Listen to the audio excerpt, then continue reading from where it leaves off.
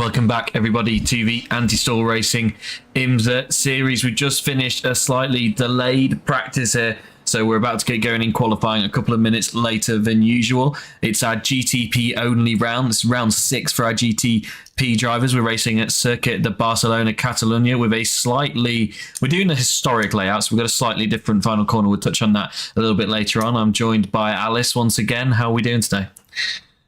I'm doing pretty good. I do love Barcelona's track though. It is fast, it is flowing, it is plenty wide. You can get some proper side-by-side action. GT3s I think might be a little bit sluggish around here, but when you have these hypercars that are very aggressive, you can just go full foot down pace on them, and it's going to be absolutely spectacular to watch, I hope. Yeah, it's going to be pretty interesting. You weren't here for the GT3 only round, but we got some pretty good racing for the GT3s because they didn't get broken up by the hypercars. And I think we're going to see that as well in the hypercars. They're not going to get broken up in the race by the GT3s. So we're going to get everyone hopefully nice and tightly packed up. Although in practice, Maximilian Meyer was a fair chunk ahead of the rest of the field, but everyone else after that quite closely packed. And we've also got a bit of weather to contend with today as well. So that's going to be interesting. I think we're set for a full dry quali. I've not got the weather radar up myself, and Andy's just sent me a screenshot, actually, our race director, that the rain is coming. I don't think we're going to get it in qualifying, which is good. And we've got this full 30 minutes of qualifying today, Kirby. So normally we get that 15 minutes and we get one tyre set. So I think today we're going to see 2 full quali runs from each of these cars. So I think we're going to go 15 minutes and then probably swap the tyres, even though it means you're putting the cold set on. The warm set is probably past its best performance, as we see as Alvaro Gutierrez, Maximilian Meyer, sliding off into the gravel. Yeah, I'm expecting 2 quali runs here. It just becomes a point where the tyres will eventually fall off, so at some point you are just, if you have the time to put on a fresh set, which in this session you absolutely do, which is a rarity, yeah, get a fresh set on, get back out there, try and go a little bit faster. Yeah, I think worth noting, I think that rain might be edging into that towards the end of the session though, so you need these laps to be very good, because there's not a guarantee you'll get those last few laps on that second set right now. Yeah, so that piles of pressure on for this first run, and I'm sure some of our drivers will be monitoring that radar a little bit more than the others. Weather forecast changed pretty last minute for this race, so some people maybe not as prepared for the amount of rain we're going to get in the start of the race, and it is expected to probably maybe not dry up, but the intensity of the rain is going to reduce towards the end of the race potentially. We'll see when the radar gets to us. That's what the forecast said, but obviously it can always change a little bit when we get in the session. We're on board with Alvaro Gutierrez. He's going to be our first driver to set a time, and he's pushing quite a lot for the stage of a session that we are in. So maybe these guys worried about that rain coming, and they're just trying to get some push laps in as quick as possible. There's some gravel on the road there, so the track hasn't been fully swept in between the sessions, which also means that maybe the track is going to get a little bit quicker as we move on through the session before we get to the wet bit. Alvaro Gutierrez, though, is about to come to the line through that fast final corner. Now there's no chicane there. Run to the line. Alvaro Gutierrez sets our first time is a 1:08.729, but it looks like Alvaro picked up an off track, so that lap time won't count. Carlos Ponce is next across the line, and Max Meyer follows them quickly, and looked like he picked up a toe for a big chunk of that lap, and he's gone 4 tenths quicker than the rest of the field. It was 5 tenths in practice that he had on some of our rubbers, but Juan Avale's gone even quicker at the front. That's a 36.2. Which is Albert Preem, sorry, now sets the 36.2. So different strategies, I think, different people pushing at different times potentially. They were getting very racy between Ponce and Arshad as they were coming towards the line. So I think that might have held up Max Meyer a bit. He's backed off those 2 in front of him now, just trying to give himself a bit of breathing room. But yeah, they're getting very aggressive out here very early on. Obviously these times though aren't representative. These tyres still come at temps. This tyre model is very unkind on cold tyres. The tyres will very much improve when you get the temperature in them, so Even that, was that 34.9 that Brody Williams just set? That is going to come down significantly. That's a pretty quick lap from Brody early on in the session, but we have seen Brody be quick early on and then struggle to build on it as much as the other drivers do. I also wonder if maybe that gravel that we saw, I'm not sure what the corner is, but at the end of the back straight, that gravel being removed, as a few more drivers have gone over, it might have improved the grip level through there. Alvaro Gutierrez then across the line, and once again Alvaro Gutierrez picking up a 1x, unfortunately for him. Let's take a look where the driver picked up this, because just running a bit too wide on those curbs, I think, and that's really unfortunate for Alvaro. That's the second lap in a row that he's done that, and that's not what he needs while he's trying to get these early laps in. Turn 9 is brutal for off tracks around here. It is a very fast flick, 90 degrees to the right.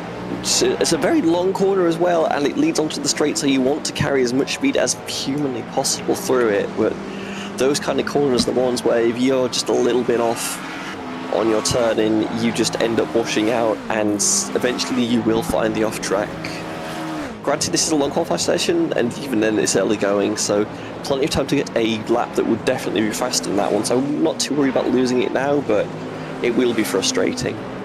Yeah, Leon was struggling a little bit in practice, but that's a good, I know it's a second off the pole time right now, but that will give Leon a little bit of confidence to be that high up the order. I think struggled to even get a valid lap time in practice, but lots of wet practice I heard from Leon pre-race. So that's worth noting as well. Some of these guys might not have done much drive practice, even though they need that for quali. If they're expecting the race to be wet, that could make a big difference. This is round 6 of 9 now. Sorry, round 6 of 8. So only 2 more races after this. So we can start talking championship a little bit. And in GTP AM, it's incredibly tight at the top. Pete Preens leads away in AM, but only 3 points ahead of Brody. But Brody's drop round is only worth 25 points, whereas Pete Preens' drop round is 272 points. So Pete can maybe afford a poor round. Brody cannot. So keep your eyes on that. And incredibly close behind that is Leon Van Ellerwatt as well, who has had a drop round of 0 points, so that's gonna influence. He can't have another bad round that's going to lose him a lot. In Pro, Max Meyer leads by about 280 points, which is a fair margin to have over Samir Rashad in P2, but Samir's drop round is a much more significant round. Max Meyer can't afford a poor round, and Eloy Caballero and Sergio Santos Castafiero very close behind Samir, but we'll monitor that towards the end of the race. We're not going to be monitoring it live throughout the race today because there's not much point right now. There's going to be a lot to happen in this wet race, as we saw in GT3 last time around. There's a bit of gravel on the road there at turn 2, which is not going to be helping any of these drivers. Ruben Stegemann comes across the line, slots in P9, 2 seconds off that pole time right now. So I think Ruben was a little bit later out the pit lane though than we saw from some of these guys, so maybe just trying to get back in the groove. Max Meyer's found the groove because they've set 2 purple sectors so far this lap, just coming onto the final corner now. Well, it's 2 corners really, but to the line now for Max Meyer. You've just seen him pop up on the bottom of your screen. Samir Rashad goes across the line, goes to P2, sorry. Max Meyer goes across the line, goes to P1 by 9/10 of a second. Wow, that is... These tyres definitely coming in then. Yeah, 8 minutes into the session, and it looks like we've finally got our tyres in the right window, at least on the number 25 car of Maximilian Meyer. So now it becomes a little bit... what do you do to the second run, especially if we're maybe expecting rain towards the end of the session? We are monitoring that, and if we do get that, maybe you just try and string out this set of tyres for a little bit longer. But it's also who's fueled up for the full half an hour and who's only fueled up for 15 minutes could influence this as well. Eloy Caballero gets a little bit closer. Given it was a 30-minute qualifying session, you could also probably do 3 10-minute stints as well. Like, that's about, you'd get in the window, then you'd get a few push laps each time, be able to run lower fuel. The only reason you wouldn't be able to do a 10-minute stint in a normal qualifying is that you've got 4 minutes of extra time where it's like, wait, what do I do with this? Maximilian Meyer is trying to get very racy here with Samir Rashad. Yeah, this sorry, is that is Carlos not Pons. ideal, is it? Yeah, I was just going to point out on that previous lap, it looked like Max picked up a pretty nice tow down the back straight from the car who I can't remember the team name, but the guy who's just gone past, and yeah, it's Carlos Pons, isn't it? So, Yes. but that lap it looked like it hindered him a little bit, and well, Yeah, he stopped was about 100th off of what he did the previous time, so probably would have gone even quicker if he hadn't got held up behind the rival car.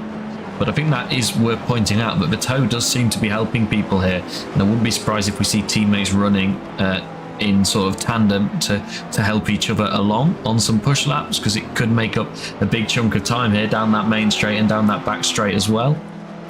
If you want to do that, you need to get yourself sorted very quickly. You'll be wanting to run in formation for those key few flying laps, which probably means you need to be there in formation for an entire stint, considering the differential you get between tyres at the start and end of a run.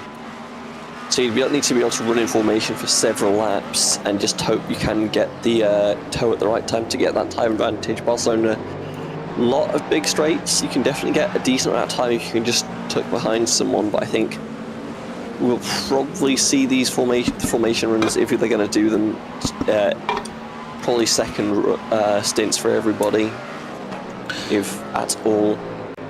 Brief update on the weather. I think it's gonna be coming in about 15-20 minutes. We might. It's gonna be right at the end of the session. I think it's just there, and I think it's gonna pass these drivers by. But it does mean they're gonna need to get their times in advance to be safe. Albert Preem is flying along. Currently sits P5, 8 tenths off of pole position, but has put in a purple middle sector. That's accompanied by 2 yellows, unfortunately. So it's only going to be P4 for Albert Preem, but that is an improvement. And I've just noticed we've got a livery on Albert Preem's car this week for the first time in a while. So unfortunately, it's not the livery that Albert had been running previously. Or is it? I don't know. I can't remember. Albert Preem finally has a livery for whatever reason. Hooray! We've got a livery working this week. Albert will be very pleased to hear that.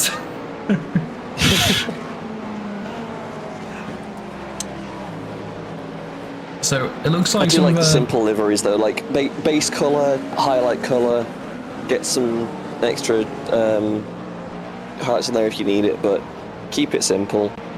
And Dutch League Racing do tend to do that quite well, so yeah. Yeah, I'm liking. We used to only see the orange and black and blue liveries from Dutch League Racing. It's nice to see a little bit of variation. Some more colour helps me distinguish between the various drivers as well. There is something to be said for the sea of orange lining up behind the safety car, though. That was always a fun one.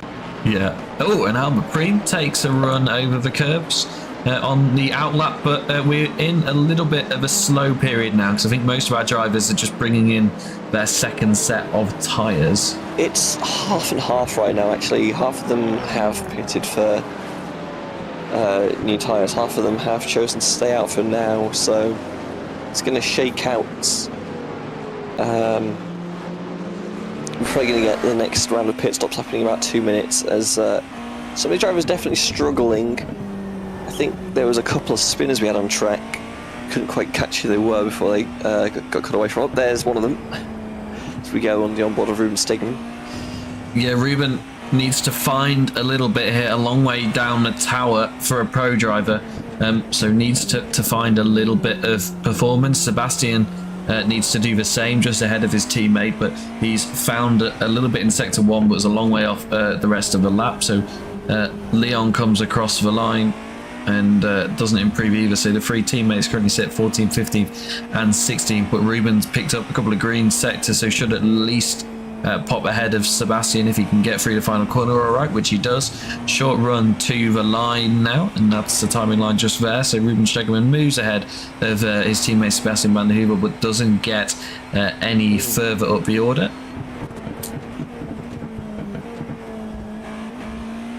Checking out to quite a tough day in qualifying right now, these drivers. It's like such a hard track, because you need to, like, you want the low aero to carry the speed. Like, it's a long front stretch here at Barcelona. And it'll combine that with the backstretch between turns 9 and 10. Even the short runs between, like, exit turn 3 into turn 4, you can carry, like, so much speed through there.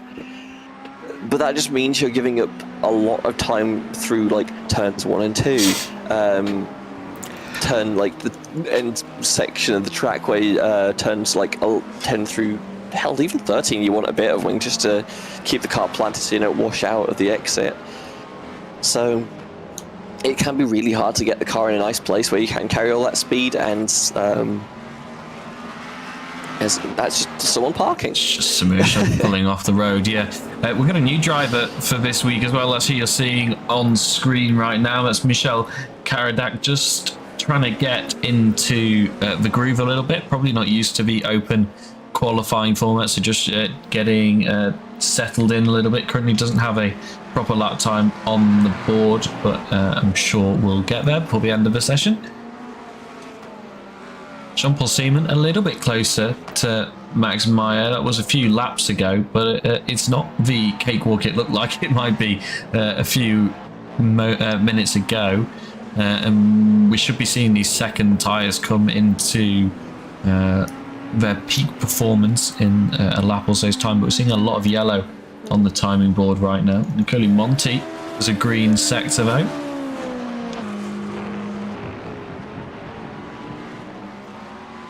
Samir Shad's had a bit of a spin move, and that was on a fresh set tyres as well. Yeah, there's the drivers that were doing the 2-stint strategy have all bar a few of them come in. There's a few Stegemann, Grunwald, Monti yet to take their second set. Don't know if that's going to shake out or not, but plenty of time still left in the session for them. So we get a wonderful view of the .png trees surrounding Barcelona, Catalunya this time of year.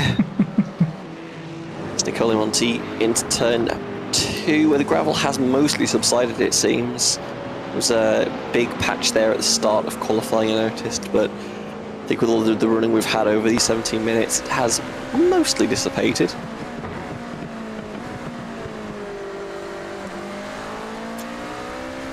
I'm not expecting too much out of a lot of these runners. I think there's still a little bit of heat that needs to be gained for the Myers and the Siemens, who are just getting their heat back in the tyres after their first stops. Obviously, with a bunch of people just pitting a few laps ago, it's going to be a while before they come to temp, definitely. So, just looking at the timing tower as well, two main BMW drivers that have been here all season, that's Jean-Paul Seaman and Albert Preem, are doing pretty well in qualifying today. The Cadillac's looking strong. It looks like the Porsche just struggling here overall as well, and I know that is what a couple of drivers said to me pre-race, that the Porsche just doesn't seem very quick around here.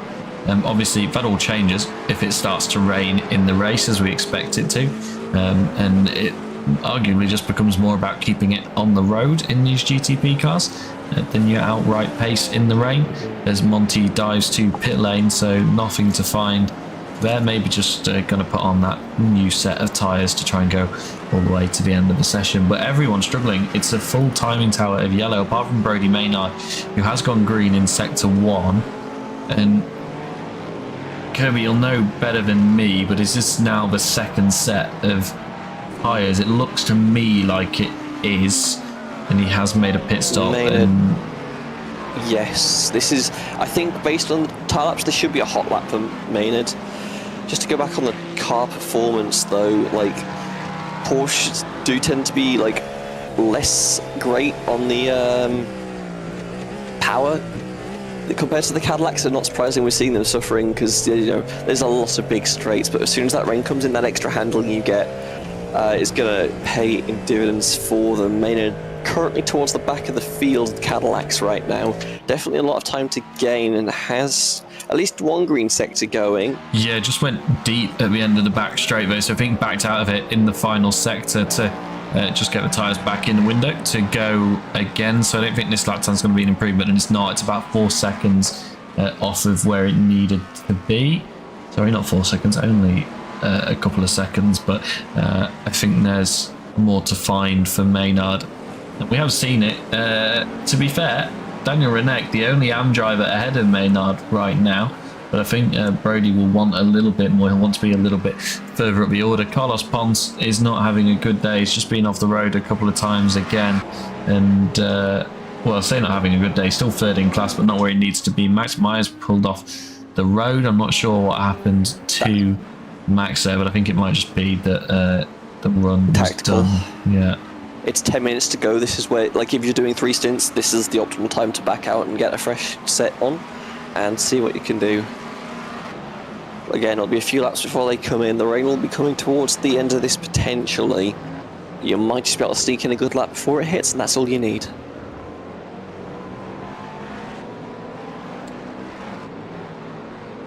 Pete Preen's finds a little... Oh, go on, Kirby. I was going to say, the key thing to do here is not bin the car.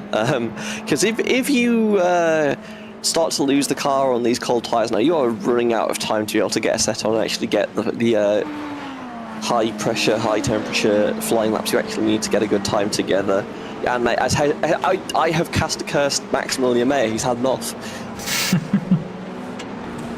It's actually happened. What happened to our provisional pole sitter? Down into turn 5, I believe that is, and that car did not stick. Avoids the wall, it'll though. probably be fine in the grand scheme of things. It's just a little embarrassing to go off like that. I'm not sure the tyres will be too friendly with him, but you've got plenty of time for it to smooth out, so it should be fine.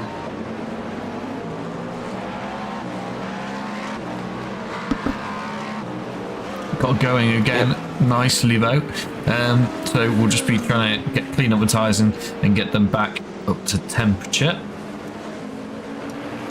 And it's a black flag for Emre Kamelda. I'm not sure what that is for.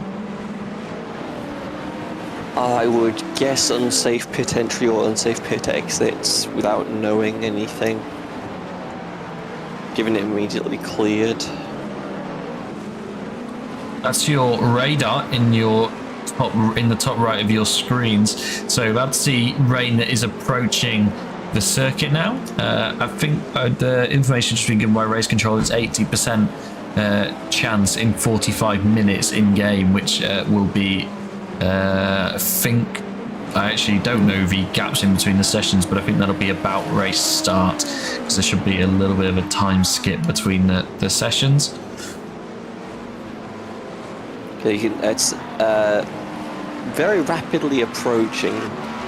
Well, it has sort of eased up on the front a little bit, so it might be late getting here, so it might be dry running all the way through qualifying now.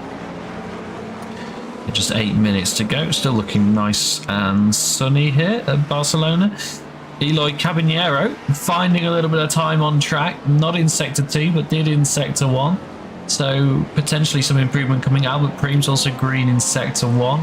It's the only part of the lap that Preem has completed so far. We're going to carry on following Caballero, who only needs to find just under 4 tenths to jump into pole position, and just under 2 tenths to jump up onto the front row as well. What's it going to be through the final corner? Run to the line, Eloy Caballero, and no improvement, so just doesn't have the pace in Sector 2 and 3. So really seeing drivers, I think the track is just not evolving in the right way. I don't know if it's the gravel that's being brought onto track by various incidents. It's just making it a little bit difficult for these drivers. Preem across the line also can't improve overall, but we have got a nice little train going here now, so I think we're going to get a few drivers picking up a decent slipstream and maybe trying to find a bit.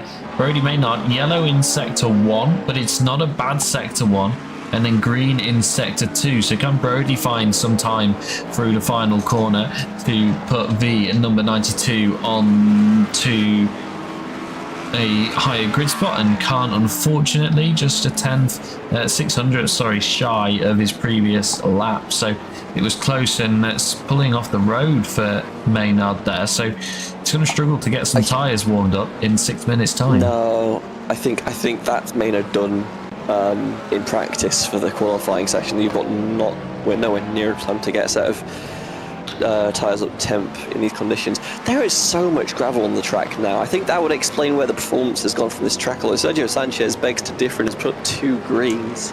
Yeah, 2 greens from a driver that's already so high up the leaderboard is impressive. I wouldn't be surprised. Oh, and goes deep though.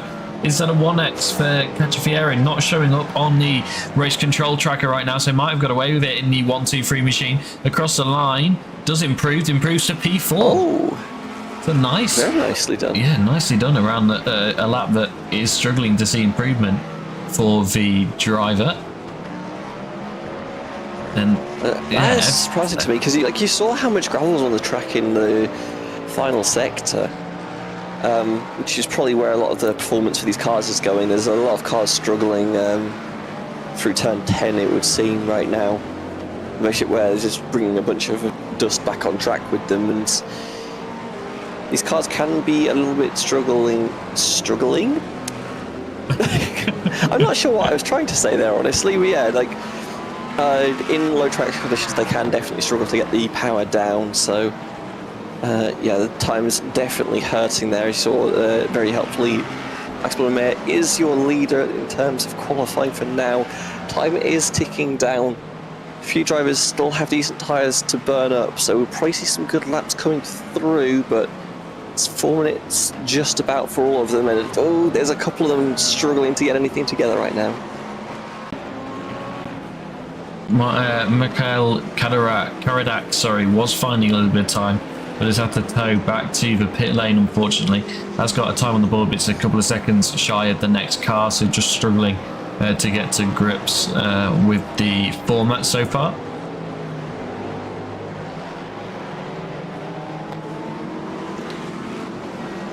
Sanchez Cacciafieri goes no quicker this time, but did find a bit of time in sector 1 and just 4 tenths shy of the previous best. No one at the front is finding time though. Max Meyer 3 seconds off the pole position time that they have set, so everyone struggling to improve. Ruben Stegemann here, who we're following now, or at least I thought we were. Yes, we are, and we're just a little bit behind, but Ruben does not improve, unfortunately.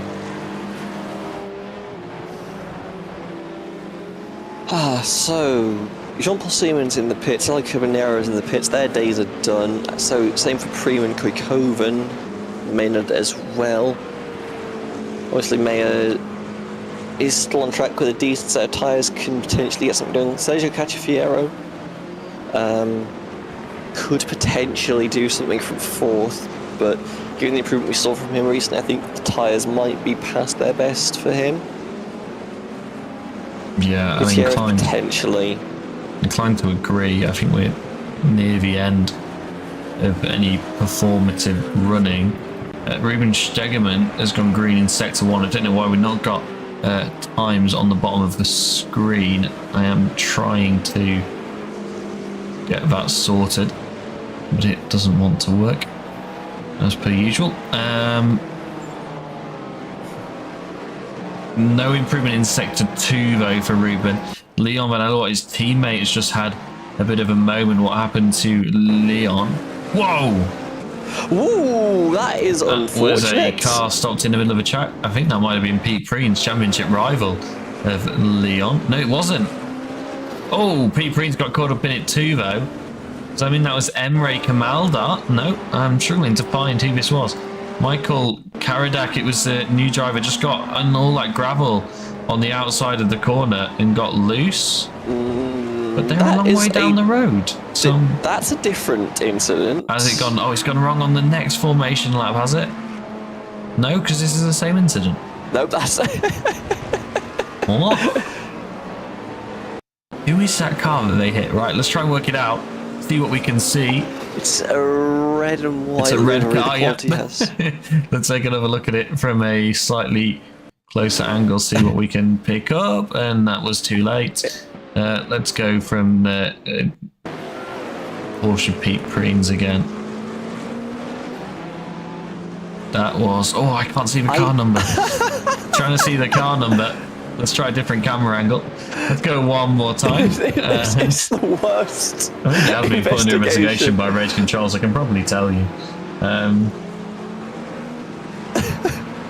I believe it was Michael Karadek, apparently. Oh. I don't know why it's not showing up on my tracker, but this must be the next lap and loses it a little bit earlier. And race control aren't going to be too happy about that, I don't think. Yeah, well, let's leave that to race control. I don't think they're going to be too happy about the way that incident occurred. Right, I think that's it, to be honest. No one really finding big improvements out of it. Ben Grunewald and Nicole Monti have both improved in Sector 1. Checker flag flies. I don't know if Grunewald made the line or not. Did not take the checkered flag according to my race control screen. Leon, just getting scenic view. I think has pulled out from where they were driving. So I think that's it. Yeah. 101, 123, 29 and 305 are still driving around, but Daniel Renek's not going to improve with 2 yellows so far this lap. He's going to really struggle to, and yeah, pulls into the pit lane. 1, 2, 3 of Sergio Santos Cacciafiero is still running, but with the sector time so far this lap, I don't think he's going to go any quicker, but maybe they're going to clean a run through this final sector. There is potential. I was expecting this track to improve with the clouds moving in for the rain. I just thought with the cooler track temps you might be able to get something going, but no, I guess just the sheer amount of damage caused by the gravel made things very uncomfortable for everybody involved. So Max Mayer got the good lap in early, and it's basically stayed there for most of the session. Cacciafiero comes across the line, but it's nowhere near quick enough to do anything about it. Emery Kamaldar's had another incident at the end of the straight, and I wouldn't be surprised if this just goes straight on into the wall. Yeah, it does. Showing us the beautiful crash physics of iRacing.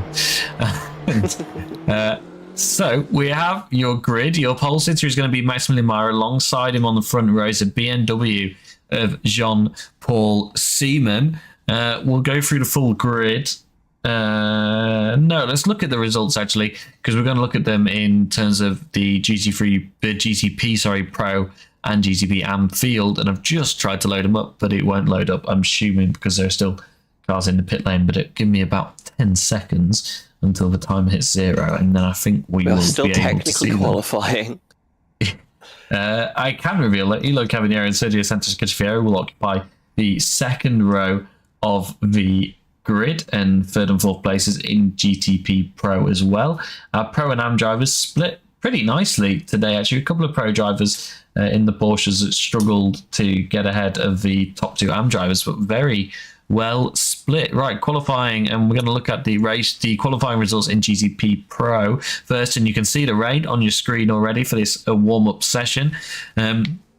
Like we said, those top 4, as we said, Albert Preem will start P5 and takes P5 in points. Gutierrez P6, Koikhoven P7, Avale P8, Kamaldar P9, Ashad P10, and then Stegemann and Van der Heuvel P11 and P12. But those 2 drivers starting behind a couple of our AMs. GTP Am. Daniel Renek takes pole position points as alongside him in points, and I believe in track position as well. It's going to be Brody Maynard, Carlos Pons P3, Leon Van Aderwatt P4, Ben Grunewald P5, Nicole Monti P6, Pete Peens in P7, and debut driver Michel Karadak in P8.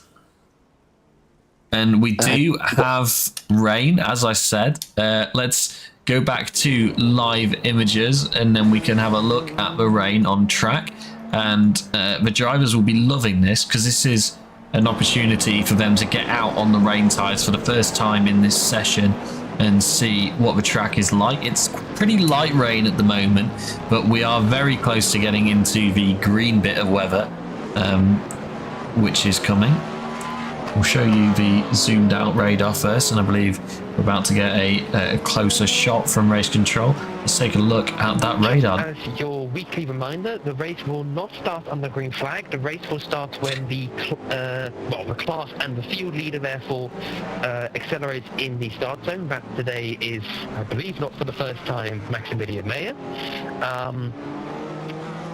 And as a reminder, car 25 will be running the pit limiter from the exit of the final corner until the start zone, at which point they can go when they decide. Car 204 will be starting from the pit lane due to an incident in qualifying. Also for the information of car 204, if for whatever reason the game releases you ahead of the field, or sort of in the middle of the field out of the pit lane, make sure that before the end of the first lap you slot in behind the cars who took the start and didn't have any big crashes or whatever in turn one. Thank you. And for everyone else, of course, I hope you enjoy.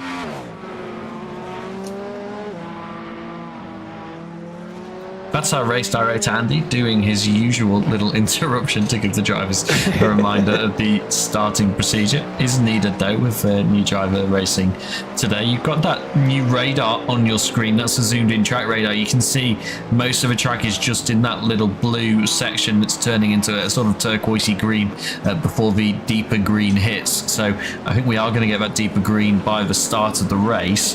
But the zoomed out radar that we saw previously looks to me, Alice, like we're just going to get that and then maybe a bit of break in the weather after that, potentially? I think it's more than a break after this. Once we get past this cell, there's no rain to follow up with. So it's going to be a question of when the rain stops, how quick does the track dry out afterwards? Because this is only a fairly short spell of rain.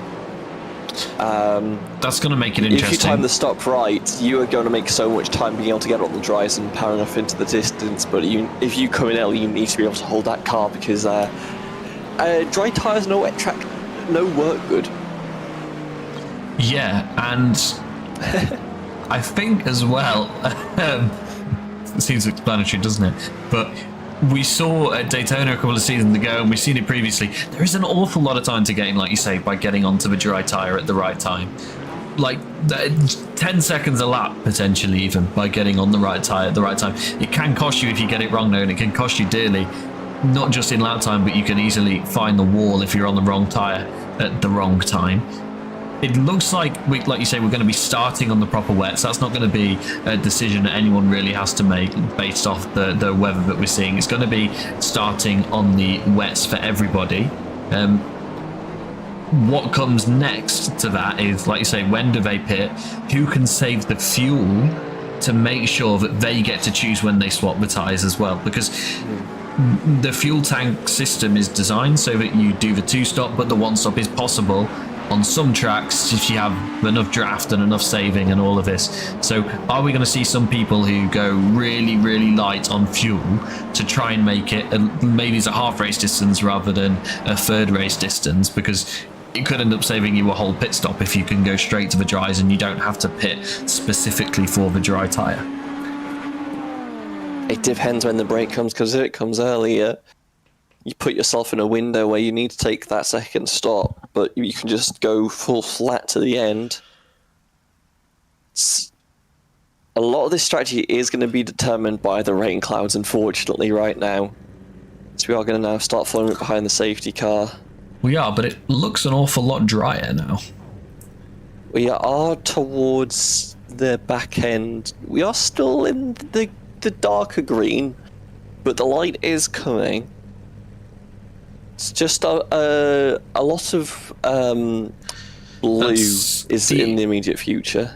That's the updated radar that you're seeing there. Like Alice just said, we're getting towards the end of that green area. So I think we're not seeing any rain visually for some reason, but there is rain because all of our drivers' wipers are on, and the message from race control is that the track is moderately wet, is what I'm told. We can throw the weather up there. Yeah, you can see that the track is wet, and only 19 degrees track temperature as well, and 20 degrees air temperature. All of our cars are gridded up nice and early. That's good to see, because we've got our lights on the screen, which I think means all of our drivers are gridded up. Michael Karadek in the pit lane, as we discussed, so that was expected. And let's take a look at what tyre compound these drivers are running. Unsurprisingly, it's all wet. There's no surprises here. Makes a lot of sense. Everyone trying to get some temperature into these. Only got the half formation. This is a lap short today. lap. Yeah, this is going to be bedlam. Everyone's going to be on cold tyres in a very aggressive run towards turn 1. My apologies, Max Mayer. You might have a few cars trying to get around you here, but you've got the control of the field. Best of luck. You're going to need it. Race Control saying that the rain should last for at least 20 minutes. Yeah, Max Meyer's going to struggle to... he's got a group of drivers on cold tyres that all want to get into the lead of this race right behind him. When does he go? Obviously has to do so in the start zone.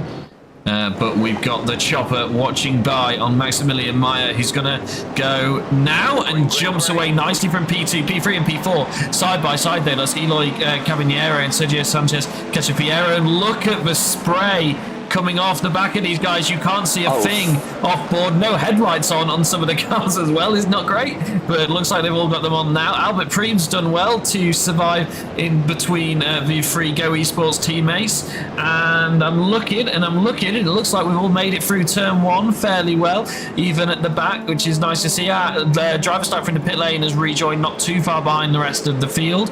Everybody tighten up in 6. Oh, for goodness sake. Samir shot side by side. Oh, we got off the road. That's the leaders. There it's the it leaders is. off the road. It's turn 4. The whole field has found the gravel trap. No one had the grip in the braking zone. Incident is under investigation instantly. Everyone looks to have got them going. A few meatball flags. Leon Vanilla, Edson Koikoven, and Emery Kamaldar picks up meatball flags. That's going to ruin the strategy run. It looks like all 3 of the teammates for Clog Pipes Racing Team got caught up in that. Unfortunately, we'll take a look at the replay shortly, but we've got still more side-by-side action as Brody Maynard tries to get past Alvaro Gutierrez. Brody's made a great start up to P6 overall for Brody Maynard, trying to make it P5 overall and take the position away from Alvaro Gutierrez, who's going defensive down the end of the back straight. Who can get it stopped? This is the heaviest braking zone so far. And they're all getting it through fairly well. Oh no, 2 cars off the road at the back. That's Ben Groneveld and Sebastian van der Heuvel Pete Preens and Sebastian van der Heuvel who go off. And that's not what Pete needed in the championship fight that he's in, but gets away without any damage. And we're still green. We've still got all cars pointing in roughly the right direction. Emery Kamaldar had to tow to the pit lane. Nicole Monti is looking to threaten Samir Rashad a little bit in the pro car. Juanto Avale is under threat though here from Albert Preem, who's trying to make a move down the inside in the BMW into turn 1. And he's got to go for it on the brakes. No, he's not, because Juanto Avale closes the door at the very last moment, but they make it through fairly well. Nicole Monti off the road, running P2 in Am, has to cut through the gravel trap. Does he rejoin safely? Looks like he's going to get away with it, but that's going to cost him positions. It is indeed. Brody Maynard is 4 seconds up the road now, and another pro car making his way past Nicole Monti. Ruben Stegemann and still battling away to try and get past the few AM drivers in front of him. We've got loads of cars carrying on drivers with meatball flags. Leon Benello, Carlos Pons, both carrying on. Carlos Pons only picked it up this lap, it looks like. I'm not sure what happened to Carlos, but Leon Benello has carried on with that meatball flag, maybe trying to get as far as he can to make sure that he doesn't lose out too much. If the steering damage isn't too bad, which it looks like it's not, he can try and get you can do 3 laps, I think, before you have to serve it, so he can do the 3 laps and that will work well for him. Ruben Stegemann has got past Ben Groneveld, and that's not the thing we're trying to look at. Here we go, Ruben Stegemann. This is going to be a move from far back unless there's a mistake, but Ben Groneveld, and it's not. Ruben Stegemann brave on the brakes, and a little bit too brave, but no, keeps it on the road, but can't make the move done, and his teammate's going to fly past because of that small mistake. Let's take a look at what happened on the first lap. If we can even find it. It looks like it's going to be this one. This is what happened at the front of the field. So Eloy Caballero is going to be our first driver off the road, and spins, drops a rear, and I tell you what, the 2 drivers behind, that was just because they were behind a spinning car and managed to keep it going. Everyone a little bit further back is where we need a little bit more observation. So let's see what happened here. Edson Koikoven on the outside, backs out of it early. Most of it looked like people slamming on the brakes to try and avoid other cars that had already had a moment. There's just no grip in the track, be it from a combination of the gravel and the rain. Everyone just drops the car there, and it just ends up in this absolute cacophony of carbon fibre. Leon. It was like you said, I think, Leon and Albert was holding out, trying to get as much advantage out of the draft as possible. Obviously, with access to a fast repair, you can just top off on fuel. We'd only have burned about 4 minutes worth of fuel. Very quick pit stop there. If the damage isn't too bad, you're able to maintain pace. It's not too bad. You can just take it and get back out on track. But obviously, with no draft, we'll fall a bit away. We'll try to do a bit of fuel saving if he wants to make it on one more stop to the end. Pete Preen's free wide here in the back of the field. Sorry to interrupt you there. That's Ben Groneveld who's having to be... it's Ben Groneveld on the attack. Pete Preen's Ruben Stegemann battling it out, and Ben Groneveld trying to pick up the pieces. Still exciting at the back here in the Pro. The guys have got shuffled back a little bit from the incident, but they're still going well. Our leader is 3 seconds up the road now, so great pace from Max Meyer even in these tricky conditions. We're moving into the blue bit of rain now, so the track is still going to stay about as wet as it is, but we're not far away from the track beginning to dry, and all of the water that these guys are moving is going to be key as well. But you can see it's still quite heavy down this end of the circuit. And Albert Preem now... What's happened here? Because has Brody got him by then? Have we missed Brody getting by, or has Brody gone backwards? Brody's gone backwards, I think, unfortunately for Brody. Yeah, what's happened to Brody Maynard? He's gone a little bit backwards. I'm just going to try and work out what's happened. And I have no clue because it's not showing up on my tracker. Let's have a look. Brody picked up a slowdown, it looks like. Let's take a look what happened here.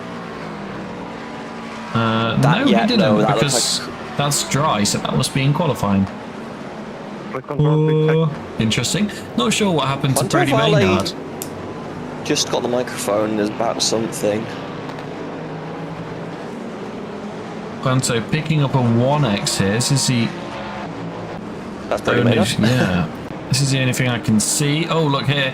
That's Albert Preem down the inside. Oh, and tags his rival there, I think. Yeah. Can see why the driver was upset about that, but I think also Preem just had the pace on Ovale, because remember Preem was also behind Maynard when Maynard was making the attack. So and I think Brody's had that mistake now, just needs to keep his head down. 7 seconds in the lead. He can choose what to pit, when to pit. He can stay out a lap longer than the others if he wants to, and just check that their sector times are all right. So Brody just needs to play it safe now, try and keep the position and off the road. Ruben Stegemann has found the gravel trap. What happened to Ruben? Not the first time we've seen him hot on the brakes here. And just gets deep, unfortunately, for the Dutch driver. Oh, and coming back on track, just does not grip up properly. Kameldar is given a time penalty for that lap 1 incident that we saw.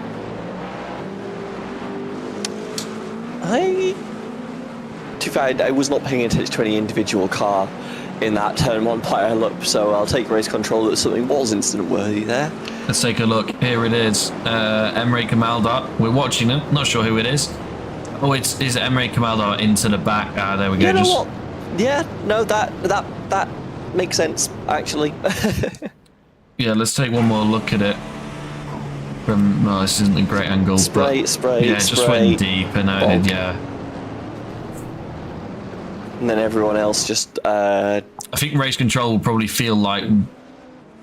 Everyone else just couldn't find the brake pedal. Yeah, I think as well, there was already cars off ahead, so maybe yellow flags, and should have been a little bit more careful, but, you know...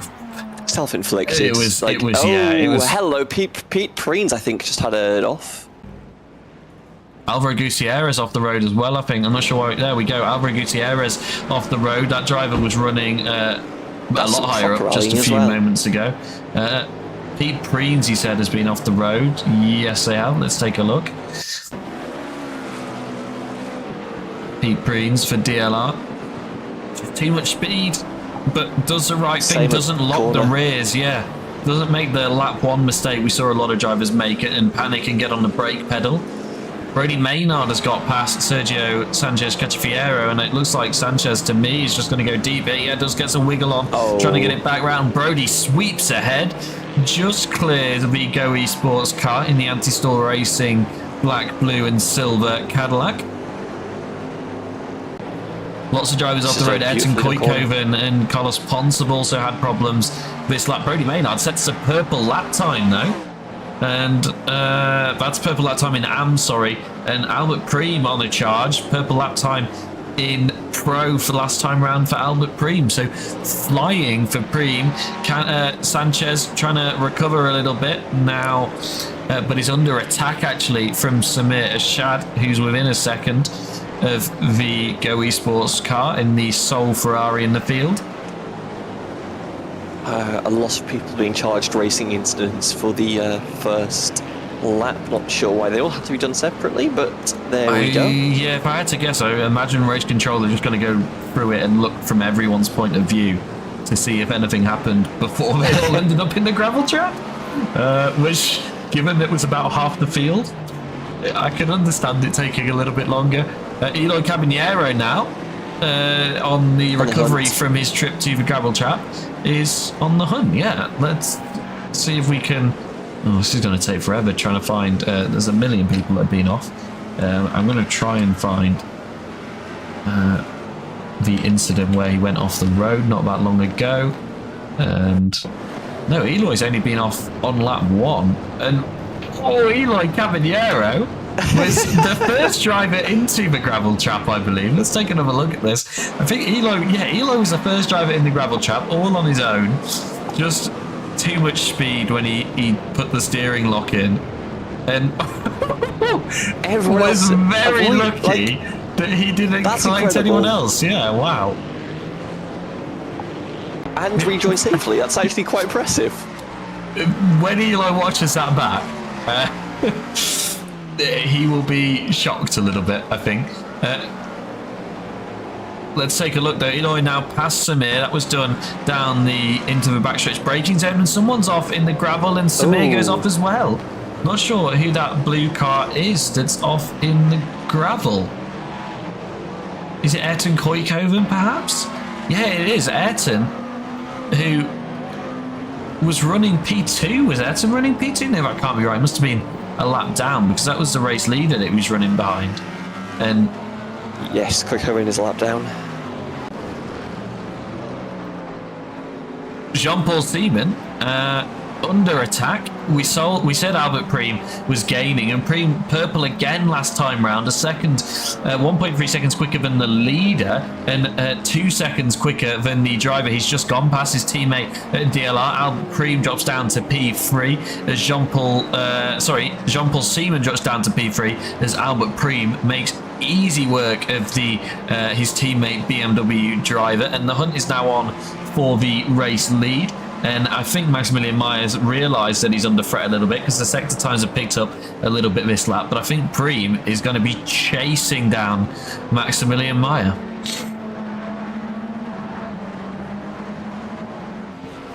Pressure is definitely on, and the weather is definitely helping out here. Rain is starting to ease up across the track right now. It's definitely still wet conditions, but obviously with the rain easing up, even these wets will get some improvement out of them. These lap times will start to come down. You can start getting really aggressive. It was a purple final sector for Maximilian Meyer, who has realised the threat from behind and has put his foot down a little bit. Purple sector 1 this time by. Jean-Paul Seaman off the road. Keeps it going now. Just settle into P3. You've got a nice big buffer behind you, would be the message. Samir Ashad still sticking with Eloy Caballero, actually. It was a purple sector 1 for Maximilian Meyer.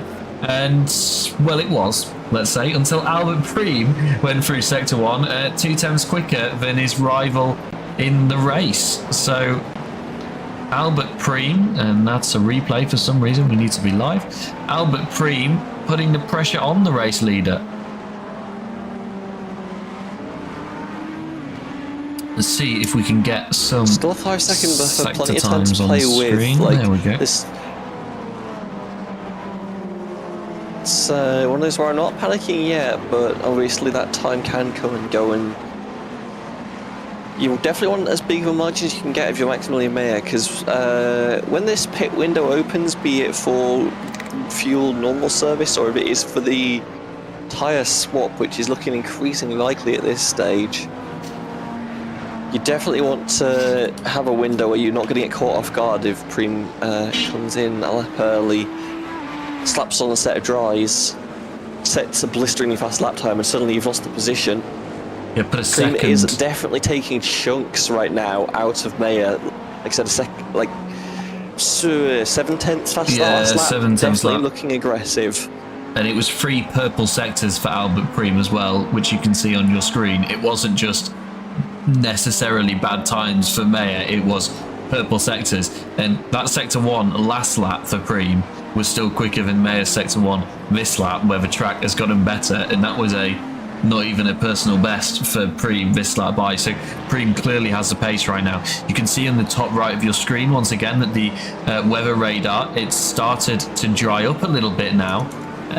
Not dry up, but the rain intensity has come down a lot. Ruben Stegeman's had a moment and is towed to the pit lane, so it's going to be pretty much day over for Ruben, who loses the rear once again in turn 5, I believe that is, and tows to the pits. It's just one too many times today.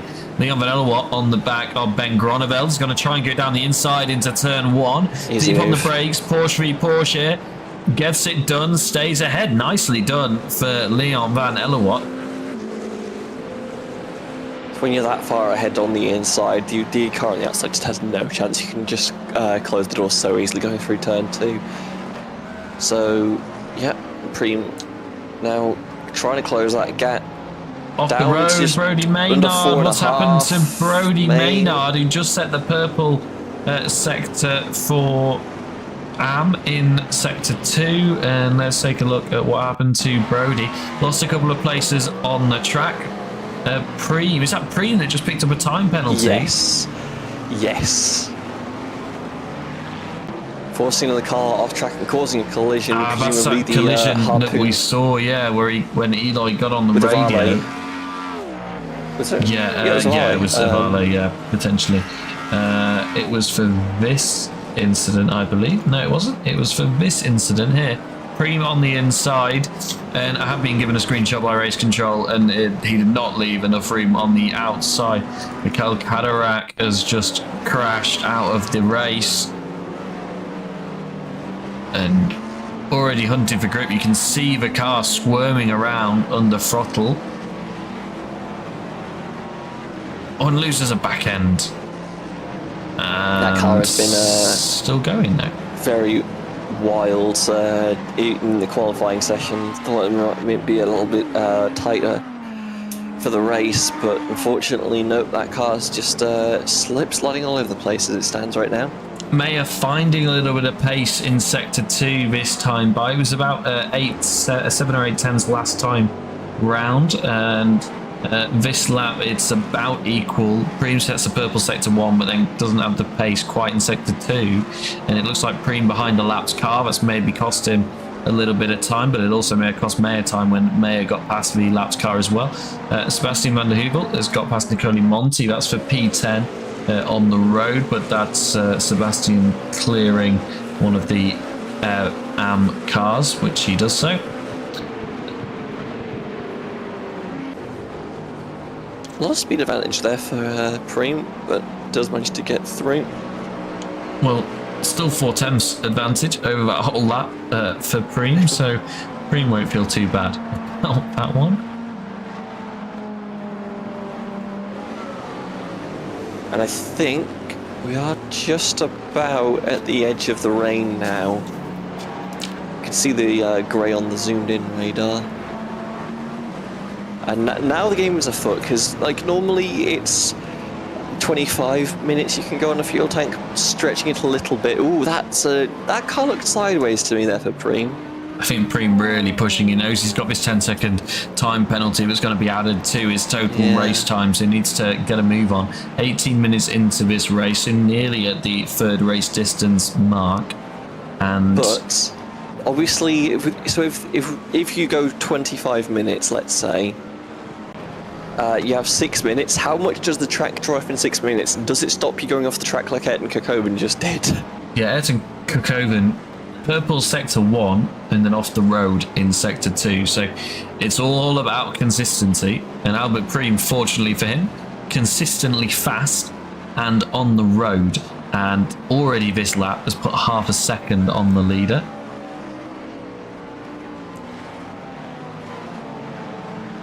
Oh, if I'm there, I'm shaking right now, because obviously that Carbohyde is running hot.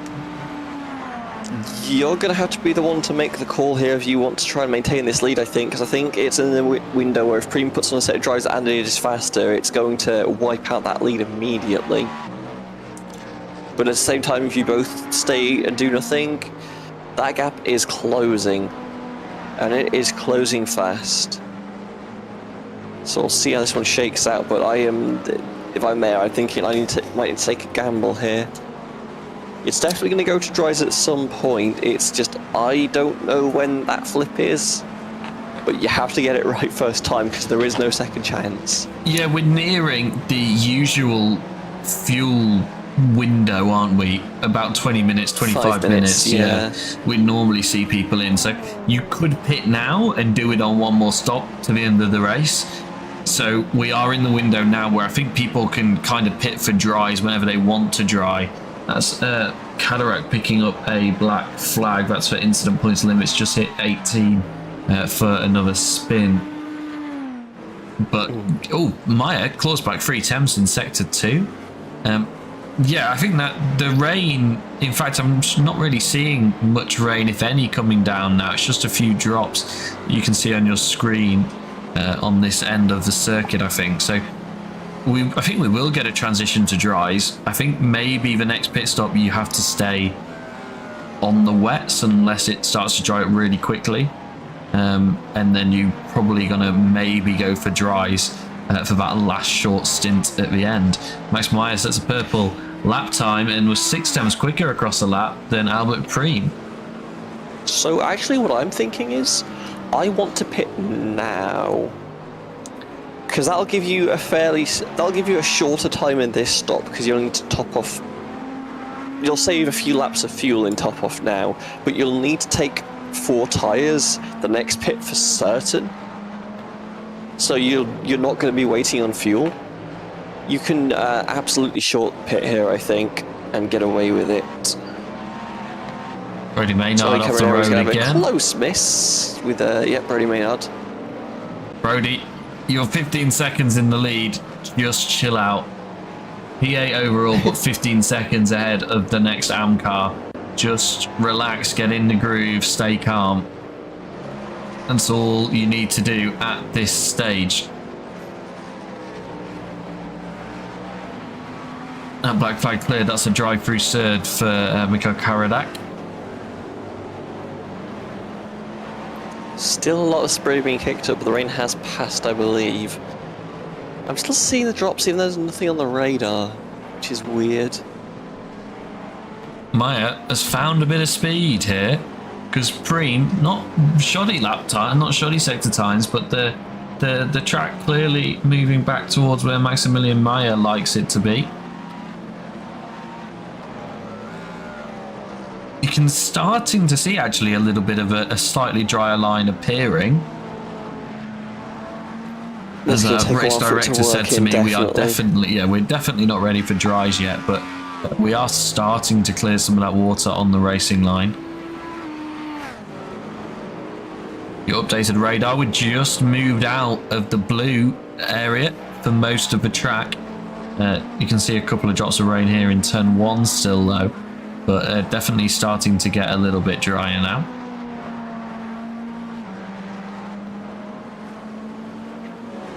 And I am genuinely surprised we're still going. Oh, Ronek has just had a minor bonk. Looks like he's fine. I'm not sure. I think I might have been Michael Kardec involved, unfortunately, but. Oh, Michael locks up a little bit and I think avoids Ronek just about. Ronek did pick up the 1x though, so let's try and. Wow. Yeah, but why is Ronek coming across like that? That seemed weird. Take another look at it. Yeah, maybe thinks he's cleared the lapped car and just takes all the air off the front of the BMW. Very lucky to not get wiped out there. Daniel Renecki currently runs P3. not really the risks he needs to be taking right now, but also only a second ahead of Pete Preens. Our leaders still going at it. Mayer down this lap, but was up last lap. So it's all swings and roundabouts. Nobody really has a key advantage right now. Albert Preen was clawing away at the lead, but has sort of hit a bit of a wall now. And Mayer's found a bit more speed, although this lap closes him down by about 4 tenths overall.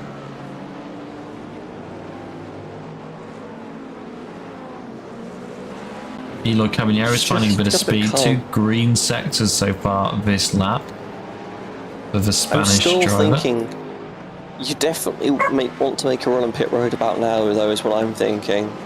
I think, like, I think the aim surely is to give yourself the most flexibility for when you choose to put the dries on. Unless some of these guys are just trying to make it to half race distance now, because 25 minutes, I would be expecting pit stops. Oh. But of course, when I do my whole speed, I assume on the dries, if you're on the wets, you're going to be burning less fuel. Maybe this is actually a one-stopper asterisk if you're willing to put up with the dries or the wets on a drying track. Oh, Sebastian's had a moment. What's happened to Sebastian? Just have that he's crashed showing up on the tracker. So what's happened to Sebastian? Hopefully nothing too big into turn 1. Actually loops it around, going to get away without damage though. And pointing in the right direction, it's going to get going fairly quickly. Good news of being on actually good and well-made circuits is that you have plenty of space to have instances like that and got away with it completely fine. I don't know where anyone would move away from this to go to a street track on a roundabout, for instance. That seems really counterproductive to any form of good racing. Very much agree with that.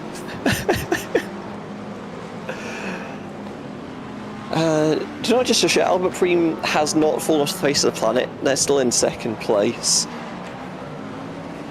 There we go. Yeah, sorry, just trying to fix there. We got Ruben Stegemann who's sat in... Oh, who is still driving, actually. Ignore me. So we are going to be fine. We can go. I was just trying to fix that we had a Ruben showing. We had this last week in our GT3 race where Ruben was showing, but P10 wasn't showing. But that's because P10 is Edson Koikhoven, who's quit these sessions, so he's out of the race entirely. But Ruben is still going, actually, so we'll quickly make those laps back. Right, we've got a battle here for the podium.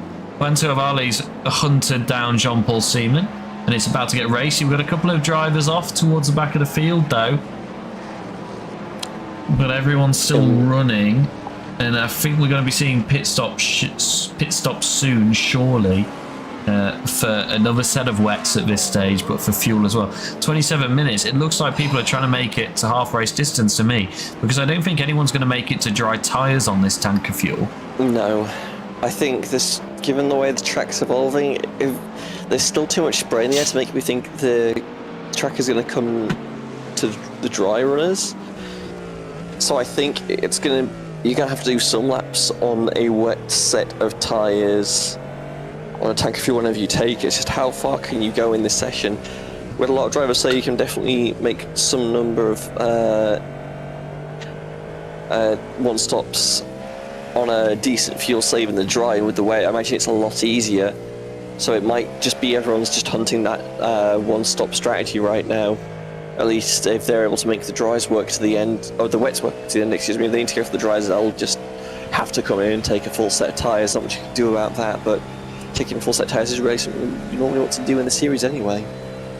Samir Ashad goes purple with a 1:42.5, which is a second quicker than the leader and 3 seconds quicker than the 2 cars in front of him.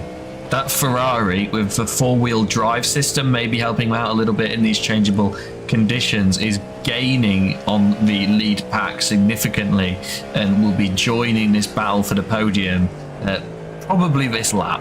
So watch out for Samir Ashad on your timing tower. Currently sits P5, but is closing down that gap very quickly and will be threatening the top, the podium soon. Finally just catching a little bit of a slide. Car is definitely fast, but it's a lot to handle right now. Is it? Oh, I think we're approaching a lapped car here as well, who pulls out of the way nicely. It looks like the car's just understeering to hell, and then I remembered, no, there is almost certainly a massive puddle at the bottom of that corner. If you try and take the apex there, you're going to explode. So, a little bit of space and a little bit of respect given by a shout to the elements. But still trying to hunt down a Vale. Has fallen off the back a little bit, still very much in contact, but... Oh, we have action on pit lane. Albert Preem is the first car to pit. Yeah, made it to just half race distance, so it hit the target that he needed to hit, but obviously it could all go slightly longer at the end, so it is an early stop for Albert Preem, who we would assume is going to stay on the wet, so we're going to keep an eye on that. I've not seen the car jacked up. I think this is just a keep the same set of wets on. Samir Shah, look at those sector times, gained 2 seconds on the last lap and is right on the tail of Juanto Avale. Pit exit for Albert Preem is still on those wet tyres. Eloy Caballero to the pit lane as well. So yeah, I think like you say, they didn't jack him up. So it is going to be this set of tyres to the end. Same with Caballero. Yeah, ideally you take these tyres at the end. Obviously, if the track dries enough, you might consider taking a second pit stop. But you Samir, you really down the inside. Sorry. Has to take evasive maneuvers down the inside. Juanto Avale got just all about loose. gets it out of the way. What happened to Juanto Avale there? Oh, just slid mid-corner. Look, you see he had to get on the brakes and... Well, like you say, Samir Shah did very well to avoid that with some quick thinking. And takes the position away, and now has a chance to catch the back of Jean-Paul Seaman.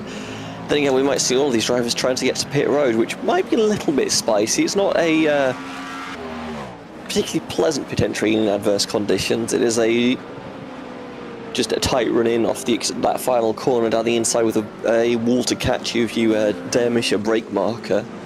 So it can get a little bit dangerous. Has stayed out another lap. So he's done 2 laps now further than Albert Preem's. Jean-Paul Seaman can't do the same. Jean-Paul Seaman's to the pit lane. Samir Shah stays out another lap as well in the Ferrari. Can probably go either way in terms of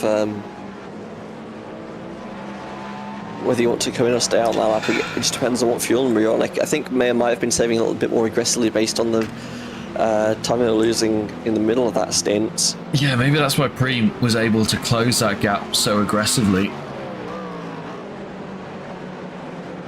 Another moment for Sebastian, who's found a gravel trap, I believe, or at least a little bit of runoff. Oh no, not again, turn 4. And it is turn 4. We've seen it for so many drivers today. Rolls back into the gravel. Yeah. Because that's the one you're trying to get on the brakes for a lot, but you're also trying to pitch the car in into turn 4 itself, just to try and get to the apex to roll through nicely, carry speeds, but it's a lot to ask for those tyres, and sometimes the grip just isn't there, especially the track's still looking very wet, but that spray is looking a little bit reduced. Yeah, it looks like most drivers haven't changed tyres, but like you say, there's no big rooster tail anymore, and it doesn't look too bad, and I think it's not going to look too bad if we go on board here, and it doesn't look too bad at all, so I don't think we're that many laps away from dries. Ruben Stegemann is in the pits on dries. And is that a normal pit for Ruben? Or is Ruben retired now from the race? Ruben Stegemann on my board. I'm not sure how long Ruben's been in the pit lane. No. Maybe he was just doing the laps to get ahead of the other driver who'd retired from the race. But I wouldn't be surprised if he was going to stay on. Maximilian Meyer pit stays on the wets though. as most people are doing. This is Carlos Pons getting ready for a move on Ben Gronevel. Ooh, Cadillac v this is Porsche. Can he make dangerous. it work on the brakes? Monty took Just to back tyres out of it a bit. apparently, just been told by race control, but Monty on the same wets. Ruben is on the dries, like we said, but is still parked in pit lane, I think, so maybe end of the day for Ruben Stegemann. Jacked up there is Brody Maynard, who goes to the dry tyres. The race leader in AM going for the dries. Well, let's see how this goes for Brody. Oh, who reverses back? Probably to try and put the wets back on. Is that what's happening? Yeah, he's trying to put the wets back on. Okay. That is incredible. That is... What is going with his race? We've seen this happen to I think he's probably just frustrated, isn't he? Gassing it up, ready to go again. Yeah, it's wets back on for Brody Maynard. We've seen, unfortunately, he made a mistake and his tyres are still checked last round and makes a similar mistake this time. That means Leon Elowat takes the lead. Leon, who pit on lap 2, so he's still running on that same fuel tank. Brody, though, still net lead somehow. It's still 9 seconds ahead, 8 seconds ahead of Nicoli Monti. 6 seconds now as he's made his way through turn 1 and turn 2. Greens and Renek are on top of each other in the pit exit, basically. They have split up a little bit as Prince just can't seem to get the pit exit he wants. Take a look. This is what happened. Yeah, there we go. Inside each other on pit exit. Renek beats him off the limiter, though. Sebastian made a move on Brody here. This is when Brody was trying to get those new tyres up to temperature after he accidentally put the dries on and reversed back to get a set of wets onto that car. Not surprising there. If it is a fresh set of tyres, then the performance isn't going to be there. And fortunately, oh, Monty ahead though. Monty now ahead because Brody's gone off the road. This is what happened to Brody. What happened? Is the certified cold tyre moment? I think it is.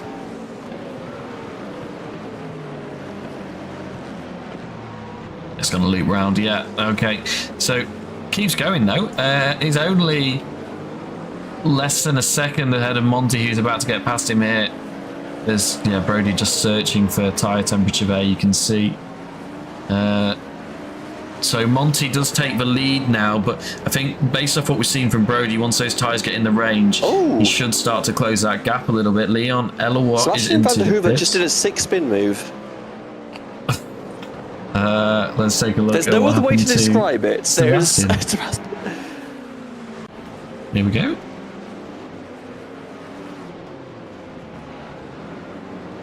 That's proper Charles Leclerc style, isn't it? That was mega.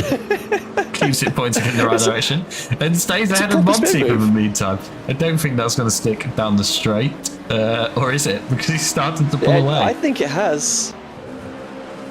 Yeah, Monty's still in the back of him, but didn't get past. Sebastian will be very pleased with that. Brody is starting now to close back down on Monty. I don't know if that's just because Monty is stuck behind Sebastian here. I will say Brody, it might take him a little bit longer to get those tyres up to temperature, but the extra tread might just help on overall pace once they get up to temperature. But that's assuming that they don't get up that they get up to temperature before we see anyone risk the dry tyre. I think everybody can now make it to the end on fuel, can't they? Carlos Pons in the pit lane though, with a dry tyre on, I think. Jacked up on the dries. It's dries for Carlos Pons. Either Carlos Pons is about to pull a blinder or is about to realise he's made a critical mistake in his pit menu. Small moment here for Brody Maynard, but keeps going. I think it's just wide onto a curb and gets all loose, but keeps it pointed in the right direction once again. And Sebastian's still holding up Monty, and he'll be loving this. Here's our dry tyre runner. Wait. With a meatball in the pit lane. Yeah, he's back in the pit lane, I think, is what's happened to Carlos Pons. Right, let's take a look. Carlos Pons out of the pit lane, on the brakes in turn 1, double front lockup, and straight on into the wall. So I think, you know what I was saying about whether it was going to be a either a strategy blinder or a surprise based in the menuing. I think I know which one it was. So that's going to put others off the dries, I think, for just a little bit. So like, I don't hate the gamble. It's like, I think, yeah, the spray is gamble's coming good, down, you but be can- a bit more careful on pit exit. A bit of road that doesn't get driven on that much would be my future advice. Be aware that you've made the gamble. That braking indicated to me that they thought they were still on a wet tyre. Oh. Either way, 20 minutes left in this racetrack. Still looking a little bit damp. Definitely kicking up still. I think this will dry up, but I'm not sure when. I'm not sure if you'll have the time left in the race to make up the difference by bolting on a set of dry tyres. We'll have to see. Let's find the Ruval. Nice and easy on the brakes, trying to escape the clutches of Nicole Monti, who is trying to lap. No, that's He's just trying to get past the pro driver, yeah. I think what's worth pointing out here is Brodie Maynard is now only 2 seconds behind Nicole Monti, as Nicole Monti is struggling to get past Sebastian here.